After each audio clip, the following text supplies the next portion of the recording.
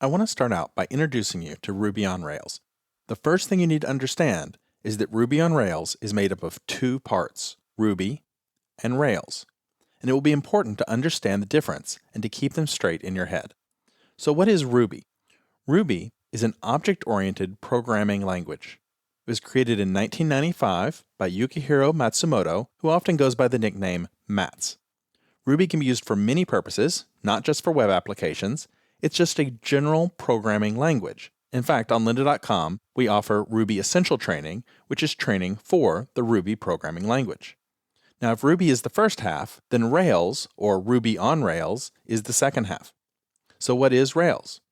It's an open source web application framework that's written in the Ruby language. It was created in 2003 by David Heinemeier Hansson, who the community often refers to as simply DHH for short. Rails was created as the foundation of 37 Signal's Basecamp application. Rails was then released as open source software for anyone to use in 2004.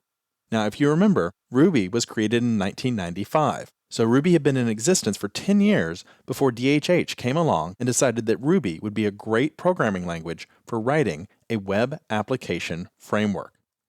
So, what is a web application framework? Here's my definition. A framework is a set of code libraries and data structures that provide generic functionality which can be used, overwritten, or further specialized. So Rails is made up of code libraries and data structures, and Rails is going to do things for us and help us to do things as we develop applications for the web. Then why not just call it a library, right? A simple code library? Well, the main difference is that a framework is going to do more for you than a simple code library would. It's going to provide more structure, dictate the flow control of the program, and have a lot of default behaviors built in. Libraries typically don't do anything until you ask them to. The Rails framework is actually going to do a lot on its own as a default behavior. Ruby on Rails is not the only web framework that's available. There are frameworks in other languages, Java, PHP, Perl, Python, ASP.NET, but Ruby on Rails has become one of the most popular web frameworks. In the next movie, we'll look at why that is and why you will want to choose Ruby on Rails.